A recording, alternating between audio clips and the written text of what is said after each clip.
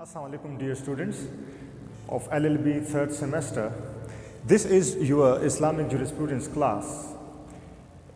Today we would be talking about the Islamic jurisprudence, its definition, its nature, meaning of the word fiqh, and the development of the meaning of this word during different periods.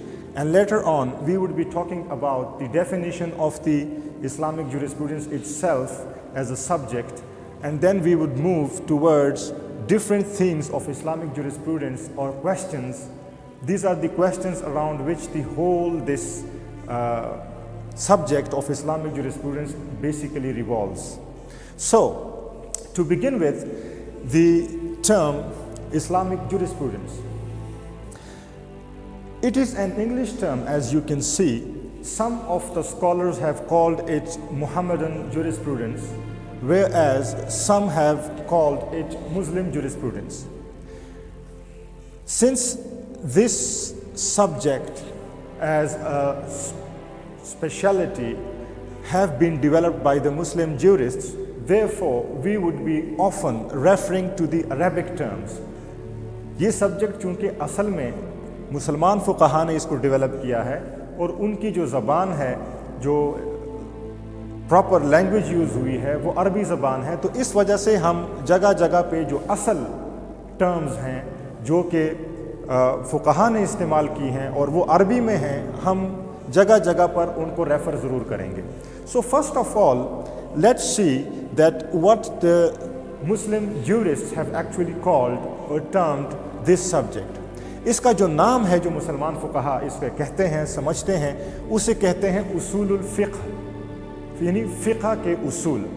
तो उसके लिए अंग्रेज़ी में मुतबादिल जो लफ्ज़ है, जो कि ओरिएंटलिस्ट्स हैं या जो दीगर ममालिक के स्कॉलर्स हैं जिन्होंने अंग्रेज़ी में लिखा है, उन्होंने मुख्तलिफ़ नाम यूज़ किए हैं. कभी मुहम्मदन जुरिस्प्रूडेंस कहा है, कभी इस्लामिक जुरिस्प्रूडेंस कहा है, कभी इसको मुस्लिम जुरिस्प्रूडेंस भी कहा गया है. लेकिन दोनों टर्मिनोलॉजीज़ में डेफिनेटली फ़र्क मौजूद है, क्योंकि जो जुरिस्प्रूडेंस है, इस लफ्ज़ का जो आगाज़ है वो असल में जो अंग्रेज़ी लॉ है, इंग्लिश लॉ, या जिसे हम कहते हैं कॉमन लॉ है, और for that matter Roman law, even जब आप उधर चले जाते हैं वहाँ से है. And you know that jurisprudence means the wisdom, the philosophy of law. इसमें हम कानून के कॉन्सेप्ट्स पढ़ते हैं, तस्वुरात पढ़ते हैं, उनके बारे में हम जानते हैं. तो उसूलुल फ़िक़्ह जो कि इस मज़मून का नाम है, जो कि मुसलमान फ़ुक़हा ने टर्म यूज़ की है. उसूलुल फ़िक़्ह का मतलब क्या है? उसूल का मतलब अरबी में होता, अरबी में रूट्स को कहते हैं और फाउंडेशंस को कहते हैं, या प्रिंसिपल्स को भी बाज़-औक़ात कहा जाता है. एंड फ़िक़्ह, अरबी में फ़िक़्ह किसे कहते हैं? फ़िक़्ह का मतलब है the profound understanding of something, यानी जब आप पूरी गहराई के साथ एक चीज़ में समझ बूझ हासिल करते हैं, उसे हम कहते हैं फ़िक़्ह. मसलन कुरान मजीद में अल्लाह ताला फरमाते हैं द तफ़क़्क़हू फ़िद्दीन, दीन में समझ बूझ हासिल करो.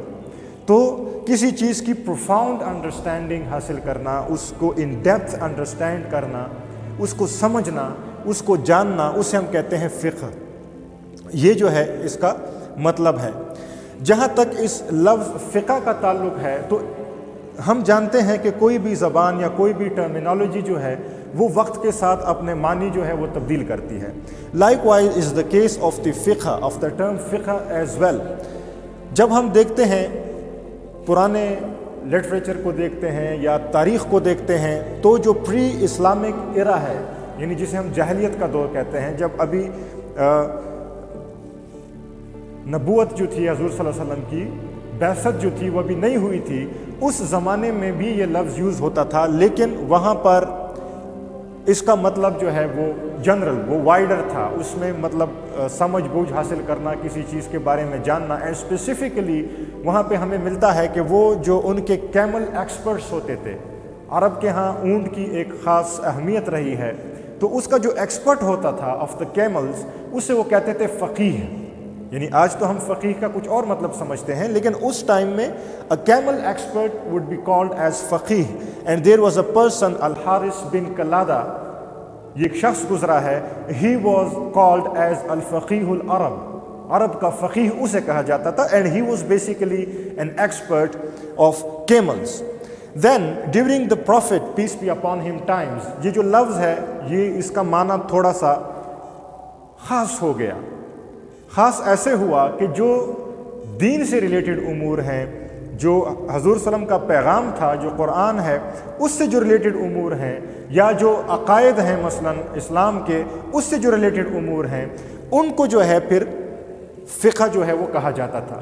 اور اس کی جو ہے دلیل یا اس کی مثال ہمارے پاس کیا ہے, اس کی ہمارے پاس مختلف احادیث میں, مختلف نریشنز میں ہمارے پاس جو ہے یہ چیز موجود ہے. مثلا حضور صلی اللہ علیہ وسلم کے پاس ایک دفعہ کچھ عربی جو بدو ہوتے ہیں, بوڈونز, وہ آئے اور انہیں حضور صلی اللہ علیہ وسلم سے درخواست کی کہ آپ ہمارے ساتھ اپنا جو ہے ایک نمائندہ بھیجیں, ہم آپ کا دین سیکھنا چاہتے ہیں. تو وہ حضور صلی اللہ علیہ وسلم کو کیا کہتے ہیں, وہ ریکویسٹ کرتے ہیں کہ ہمارے ساتھ آپ اپنا ایک نمائندہ بھیجیں, یفقہوننا فی الدین, تاکہ وہ ہمیں دین کے بارے میں آگاہ کر سکے, ہمیں سمجھا سکے. اب ڈیفینیٹلی جو بوڈونز تھے ان کا مقصد یہ نہیں تھا کہ ہم سارے فقیہ بن جائیں, جورسٹ بن جائیں.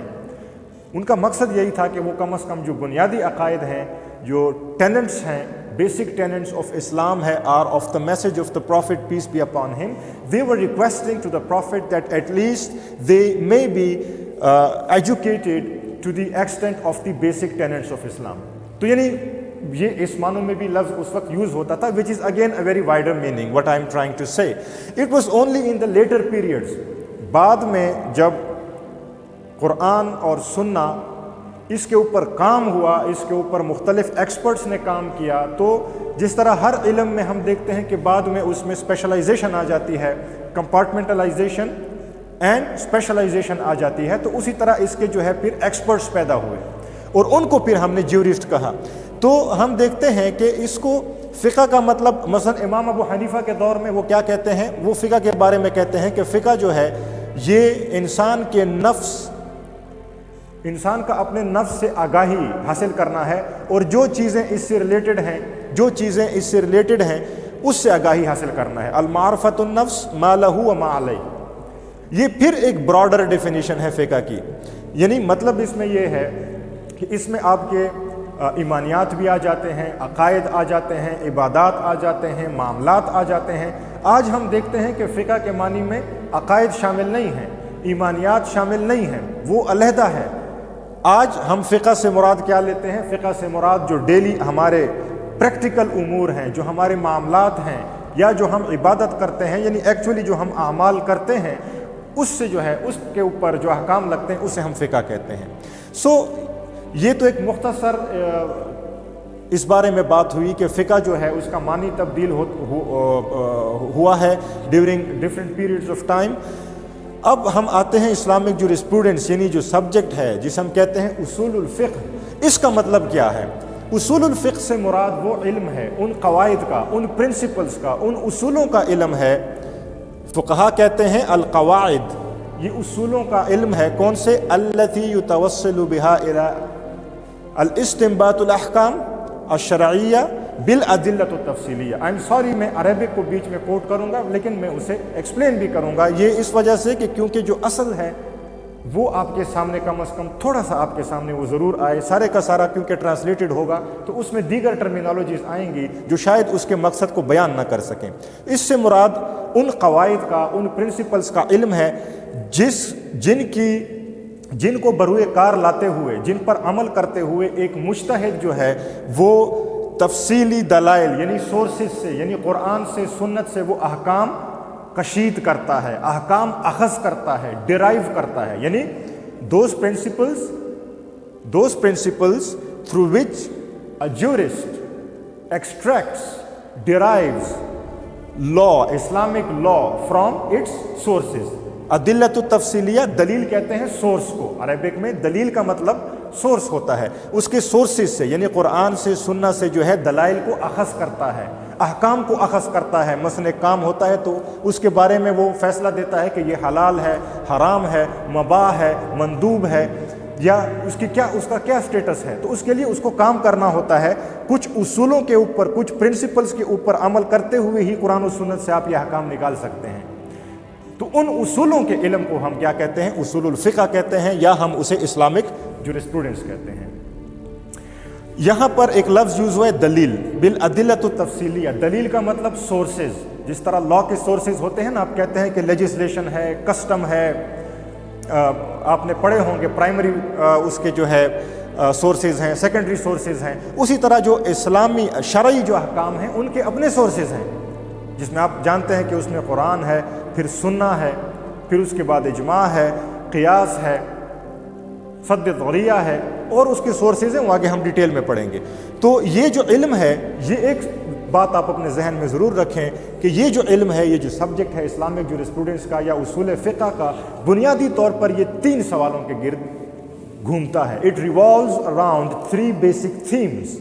سارے کا سارا علم 3 بنیادی، اگر آپ اس کا خلاصہ پیش کریں، 3 بنیادی سوالات کے گرد گھومتا ہے۔ وہ 3 بنیادی سوالات کیا ہیں؟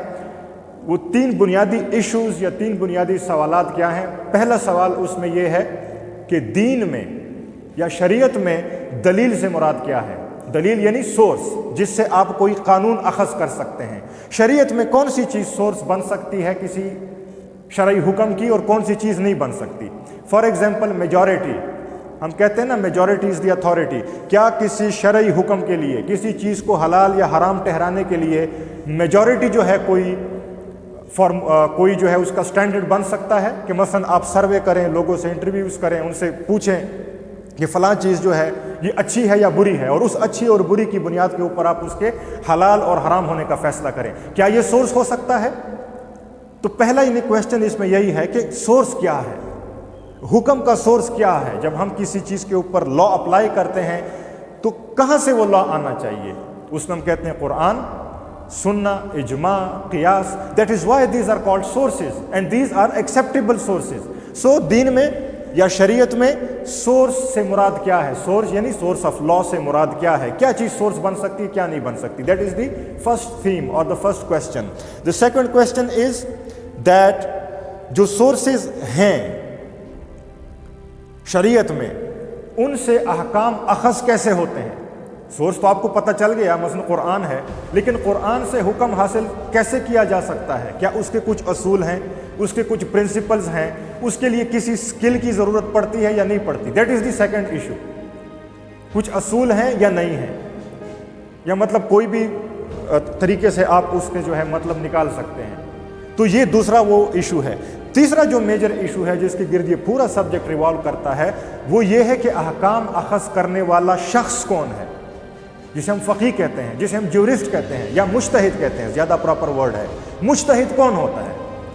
کیا اس شخص کی بھی کچھ کوالیفیکیشنز ہونی چاہیے، یا کوئی بھی بندہ اٹھ کے حکم اخذ کر سکتا ہے؟ So that is the third question. So these are the 3 basic questions. پورے کا پورا علم جو ہے ان 3 کویسچنز کے گرد گھومتا ہے۔ سو اس لیکچر کے لیے اتنا ہی کافی ہے۔ نیکسٹ لیکچر میں انشاءاللہ we would be talking about further details of the subject of the definition, اور اس کے سبجیکٹ کے جو ہے آگے پھر آبجیکٹیوز کیا ہیں اس کے بارے میں ہم بات کریں گے۔ Thank you very much.